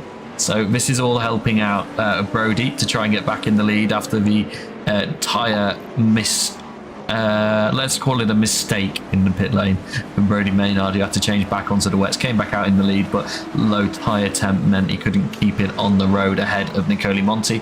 But looks like he's got that temperature back now. He's started to close that gap back down. It was up to about 3.5 seconds at one point, back down to 1.5 seconds, and he's been helped out by Sebastian, who is sometimes an ASR driver, and is helping out another fellow ASR driver of Brodie Maynard here just a little bit. Monti looking very close this time. No, choose to stay behind, and that's just going to separate the cars again, because you don't want to be right at the back of somebody in these cars, because they are pretty aerosensitive, and you really don't want to be that close anyway, because you'll just sometimes get a bite of netcode and suddenly put your front bumper off into the gravel. So you have to give up a little bit of space to the car in front, and that just brings the car behind. Brodie Maynard slowly but surely into this window where there might be a move made in a few laps' time now. Yeah, Brodie now looking more likely, I'd say, to get the move done than Nicole is.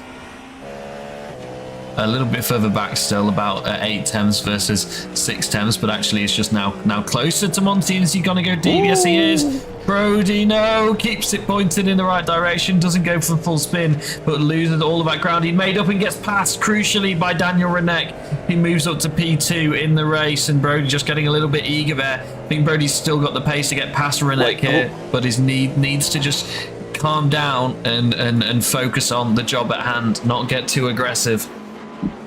Yeah, Renek got a little bit slippy there through turn 11. Does let Maynard stay right on the rear. He's going to get a decent chunk of tow down the stretch as well. Could potentially go into attack mode on the battery if he needs to get some pressure going. But yeah, swings to the inside. How brave on the brakes are you feeling? Maynard just brave enough to get alongside on entry. Gets given enough room, but gets pinched down on exit. And that's going to let Renek keep the position for now. Samira Shad is getting ready for a move on Daniel Renek as well. There's too much going on at once. We're going to watch this because Brodie Maynard is going to go around the outside of turn 3. Will be ahead in turn 4. Can he keep it on the road this time? Yes, he can. Back ahead of Daniel Renek. Now 2.8 seconds to Nicole Monti. That is a gap that he needs to try and close. Jean-Paul Seaman still on the defensive against Samira Shad, who's been gaining since about the half race distance point, and that gap is now down to under 3 temps. We'll be trying to get the move done to move on to the podium in the Ferrari.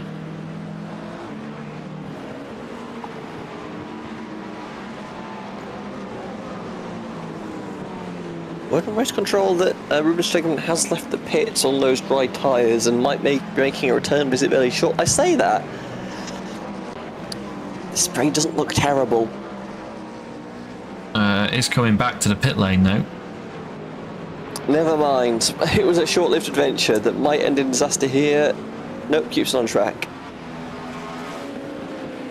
perhaps doing some exploratory laps for his teammates to let them know what tyre they should be on.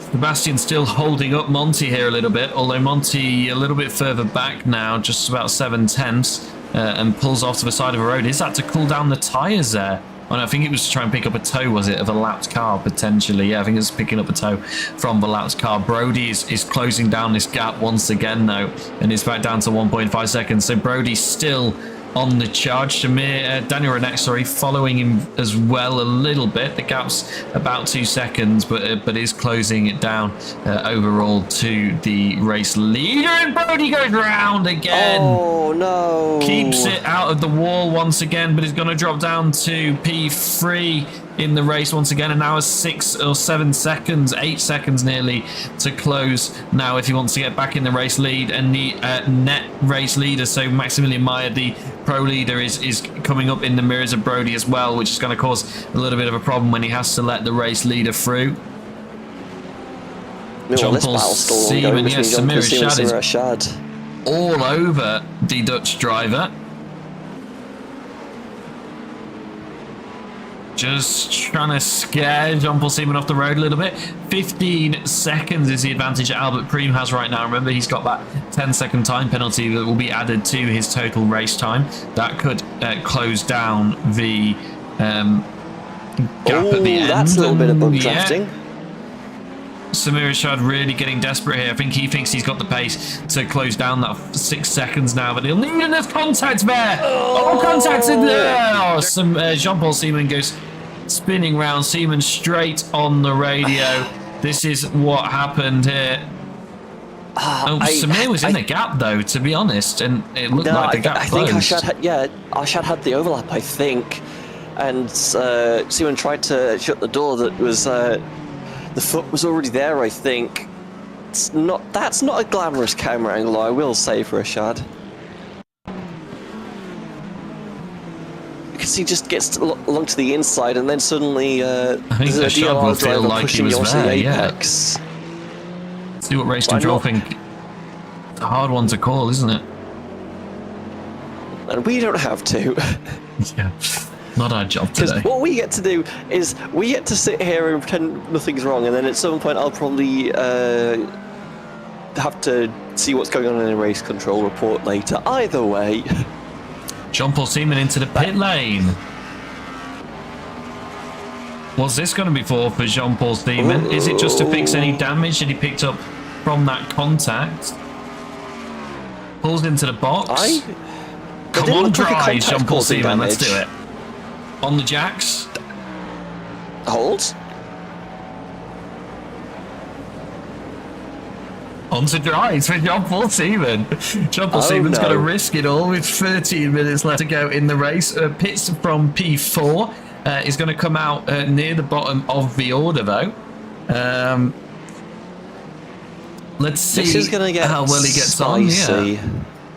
If he does, getting out the pit lane is going to be one of the hardest bits. This bit of track is going to be soaking wet still, and hopefully Jean-Paul Seaman knows what happened to his fellow driver in turn 1, and Jean-Paul Seaman is just going to try and find a bit of dry line to try and get his foot down a little bit.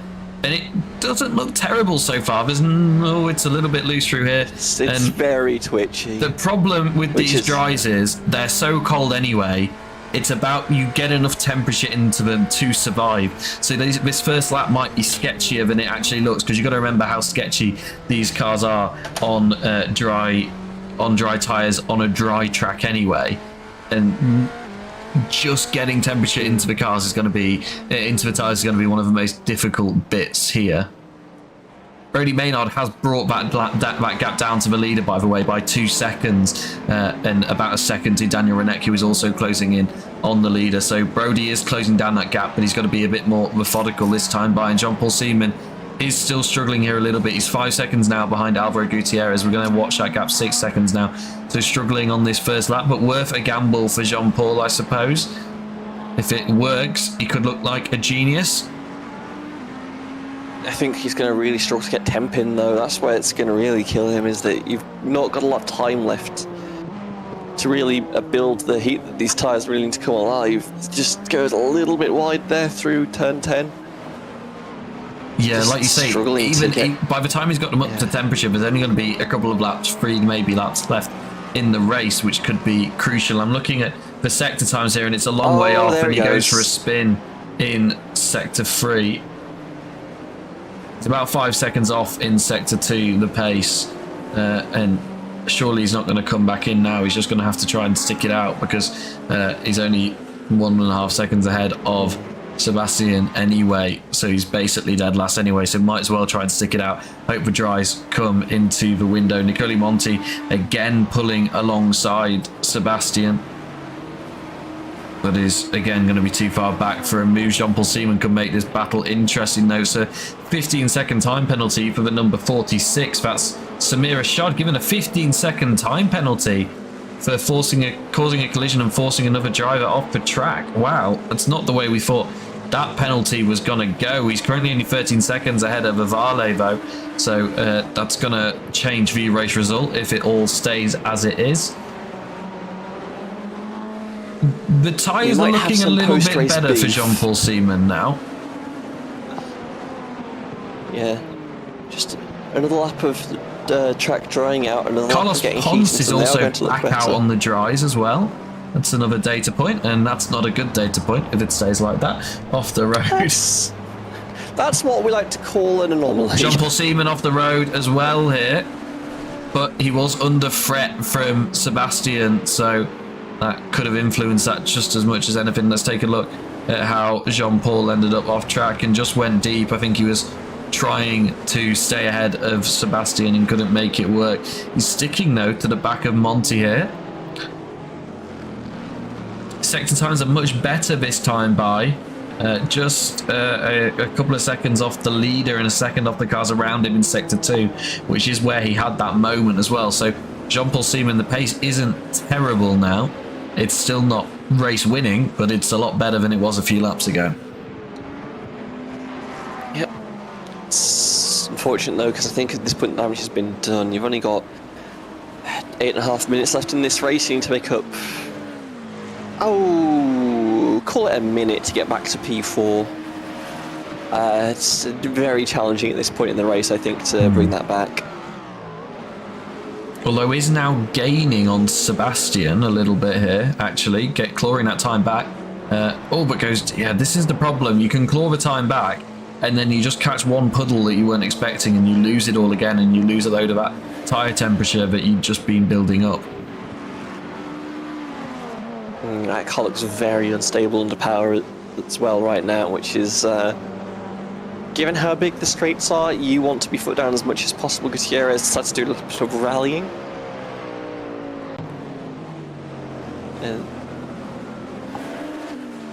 They just look so uncomfortable. He's squirming all over the place.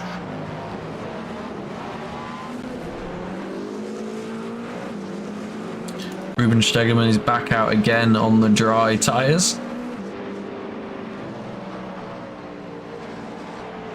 Trying to get a data point in, presumably.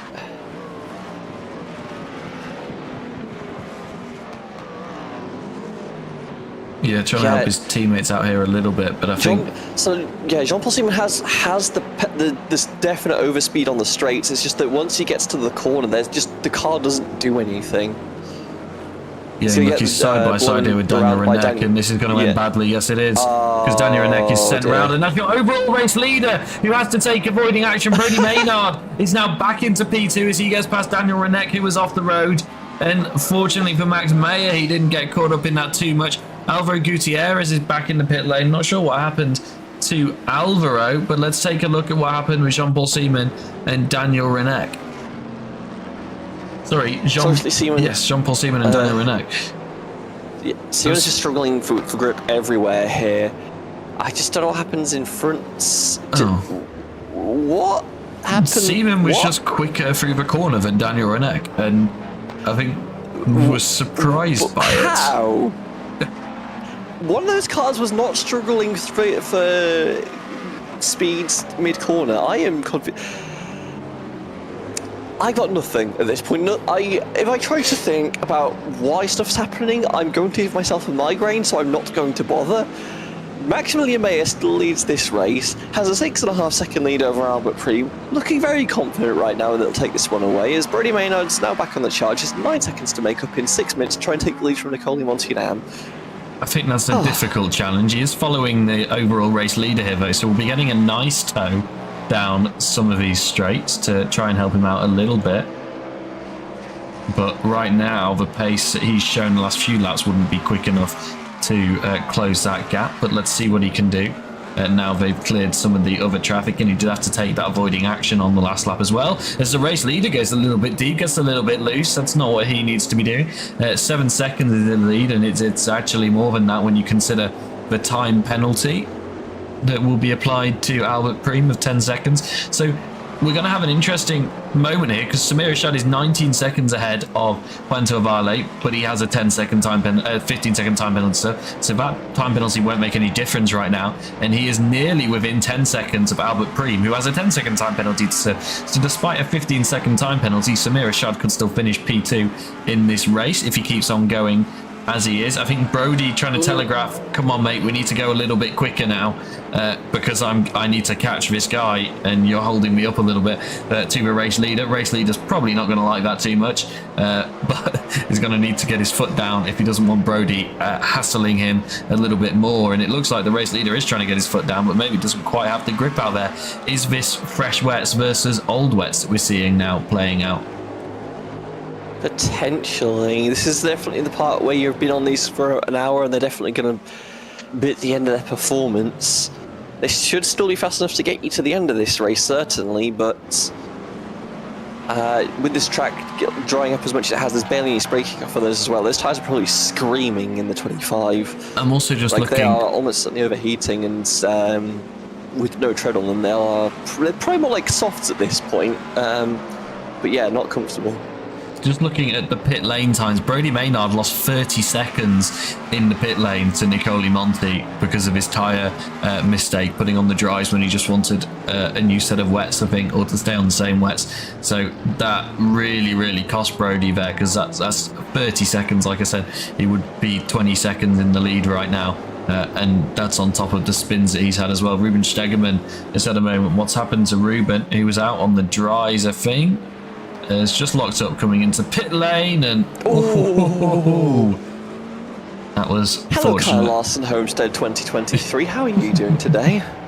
And Brody all over the race leader here. I think Brody's going to try and go for a move here with 4 minutes to go. And what's crucial here, if Brody can get past the leader, he gets another lap to try and chase down his rival in this race, which makes a big difference, because he means if you're behind the leader, you take the checkered flag after the leader. Even if you're just a meter in front of the leader, you take it a lap after rather than directly after. So that's crucial for Brody's race as he's trying to charge down this gap. He took a second out of Monty last time, but he was caged in by the race leader, and you can see already half a second so far this lap. Jean-Paul Seaman on the dries has just set a purple sector 1. That's 2 seconds quicker than the leader and a second quicker than Brody. So the dry tyre runner is now flying just about 20 minutes too late into the race.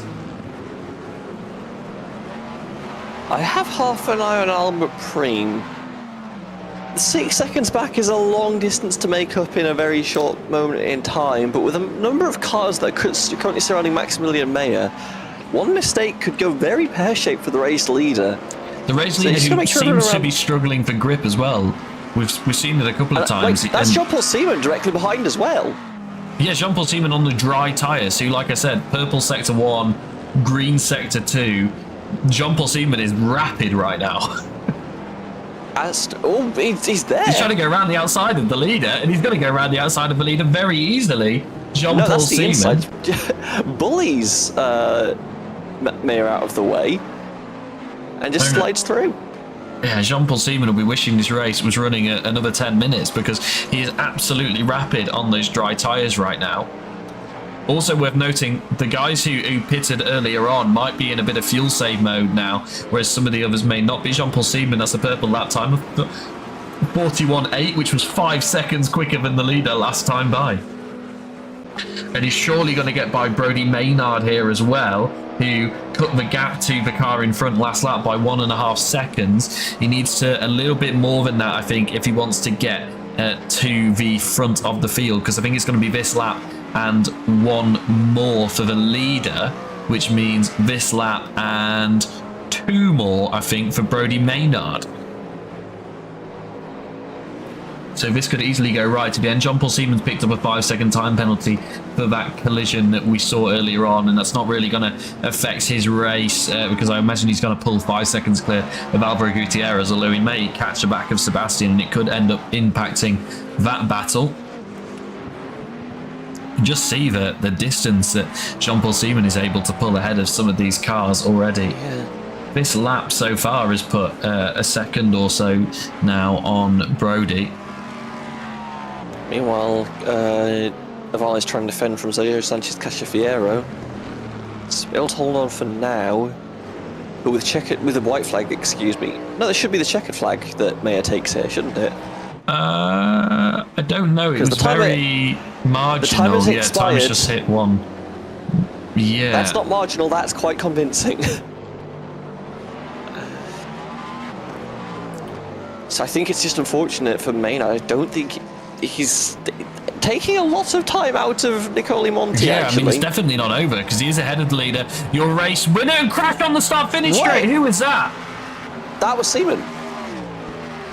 Yeah, it was Jean-Paul Siemens. Max Meyer takes the win, which will be by 6 seconds to Albert Prima. That's a 10-second time penalty to serve. So Prima is going to drop to P3 as it runs. Samir Shad will finish P2 despite his... But Ashad... No, he will, because Ashad has a time penalty as well, yeah. So the podium will stay as they are in Pro. Daniel Renette will finish P3 in AM ahead of Leon Van Elwart in P4. And it's not over, though, in AM because Brodie Maynard is chasing down Nicole Monti. There's not long left to go. Half a lap to go. It's down to 3 seconds. You took a second, half a second out in sector 1. It's going to be really difficult to close down the rest of that gap. But he is charging, and Nicole Monti is stuck behind another car. I think there's enough of a buffer, but you need to not slip at all here, Monty. You've got half a lap to go. The car in front has enough of a gap that it shouldn't affect you through the final sector. It should be fine, but it should be fine has not been the motto of this race. Brodie's had a moment. Brodie's off. Brodie's still going, but lost a couple of seconds there. What happened to Brodie Maynard? I think this might be a case of pushing too hard and just losing the car a little bit, trying to close up the gap that was not quite attainable. Yeah, just went deep on the brakes. Look, that's the second time Brodie's done that today, at least. Brodie Maynard, though, will come home to finish P2 after losing 30 seconds in the pit lane. I don't think he'll be too disappointed with that. We've got another crash on the straights and down into turn 1 as well. Now that we've seen all that, let's take a look at what happened to Jean-Paul Siemens.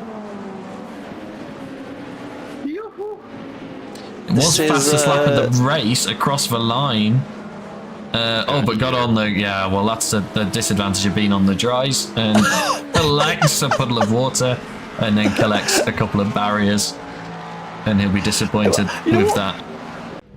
I will say, best crash, or at least best individual crash I think we've seen in ASR in a while. That lap that he did, by the way, was his best lap of the race, which was 2 seconds quicker than anybody else's best lap of the race. And at that point on the road was 6 seconds quicker than everyone else. So the dries were the right side to be on right at the end, but there just wasn't enough laps to make it worth it for most cars. Given the state that Jean-Paul Siemens' car finished the race in, I'd actually argue that the dries were the wrong tyre. You could also argue if he just gave up a third of a second through the final corner, he still would have been the quickest driver by far and would have avoided the barrier. But it's all ifs and buts right now, unfortunately, for those drivers. We've got a couple of drivers ready for interview as well, so we're going to drag them down before we go through our race results. And we're going to go first to Maximilian Mayer. Max, mega race there, had the pace all day, didn't pit until well after half race distance and gapped the field as well in those early laps. What was that race like for you? Oh, it was super tough, to be fair. Especially the beginning, when I saw that Albert Prim was behind me, he was super quick at the beginning. I tried to manage the gap to him, but I was like, man, he will catch me, because he was a bit quicker at the beginning. Yeah, he was very, very quick. Yeah, but at the pit stop, I was unsure if I should take new wets, because I knew it was too soon for slicks. But I decided I stick with the old ones, because I believed we hit the crossover relatively soon afterwards, but we never did. So at the end, my tires were really shot. It was horrendous to drive the last 5 laps or so. Yeah, we saw a few other cars that swapped tires, and they struggled at first because of tire temperature, obviously, but then it looked like they were a little bit quicker at the end. But another win in the bag, and I think that gives you a pretty healthy lead in the championship as well. So good luck in the next 2 races, and we'll see you next week. Thanks, guys. Appreciate it. Brody, you're here as well. P2 in the end in the ASR Cadillac, but not a bad race, given that we did look at the timings. Because you accidentally put the dries on and then had to put the wets on again, you lost about 30 seconds in the pit lane compared to some of the other cars. So still second place with that mistake, still a very strong result. Yeah, it is. I mean, unfortunately, that's 2 pit stop blunders in a row now, 2 races in a row where I've made a mistake on that. But yeah, no, generally, really good race. I'm just having a look at the first lap incident going into turn 4, I believe. Oh, absolute chaos. I think half the field ended up in the gravel trap in turn 4. Yeah, definitely. I've just seen the replay on the iRacing replay. It just seems like everyone just had no grip. It's like on ice behind me. I just seen 1, 2, 3, 4, 5 cars there. Yeah, just going down in me. So yeah, very fortunate to come out of that with no damage. But yeah, it's just a bit of a kick in the teeth, really, with that pit stop. Yeah, but I mean, you know, it's still a P2, which is, I think, where you finished last week as well, or maybe P3, I can't remember, but a pretty strong result given that. But yeah, I can completely see why you'd want to be a little bit further ahead. The good news for you is that Pete Preens, who's ahead of you in the championship, finished even further down, so it'll even out at about, and it was only 3-point gap going into this race, so we'll be very close going to Spa and then Portimao to end the season. Yeah, definitely. I mean, Portimao and Spa, both tracks I feel fairly comfortable on. Obviously need to get some practice in. Not driven the hypercar around there for quite a long time, actually. So, but it's nice to have the Championship League going into those 2 rounds. Hopefully I can just put some good races together and then come away at the end, obviously, with the silverware. Yeah, all right. Well, good luck going into those last 2 rounds, and we'll see you next week. Appreciate it. Thank you very much. All right, Alice, let's run through the race results. A little bit easier this week because we've only got GTP Pro and GTP Am to run through. But Max Meyer was your race winner. Albert Preem came home to finish P2, a 10-second time penalty. He will stay P2. Samir Ashad P3 with a 15-second time penalty, but will stay P3. Sergio Sanchez in P4, Juan Vale P5, Eloy Caballero P6, Sebastian van der Heuvel, the last of the drivers on the lead lap in P7. John Paul Seaman, 8 laps down, will be classified as finishing despite not taking the checkered flag. He crashed out on the dries on the last lap. Finishes P8 though. Alvaro Gutierrez will finish P9. Ruben Stegemann 18 laps down in P10. And Ayrton Koykoven and Emre Kamaldar will definitely be too far down to be scored. I think Ruben Stegemann will also be too far down to be scored. And Alice, take us away with GTP Am. Yeah. Nicole Monti managed to hold on to take the lead for Am and for DSP Sport Racing Team, with Brody Maynard coming on a relatively close second after everything that happened, just 4 seconds behind. Daniel Ronek for PCF Racing comes home in P3, with Lionel White for the Clog Pipes Racing Team coming home in P4. Pete Preens and Ben Groenveld up for the Dutch League Racing Team with 5th and 6th, with Michael Karadek privateer entry 3 laps down, and Carlos Ponce 7 down after a fair few scouting laps as well. Yeah, Carlos Pons, of course, the driver who went straight on the dries at the end of the pit lane. Wasn't quite ready for the amount of water in pit exit, surprisingly. All right. Thanks to everybody that joined us. We're back next week and the week after for a 2 rounds in a row of multi-class action with the 90-minute final at Portimao in a couple of weeks' time. Thanks to everybody that joined us, and we'll see you next week.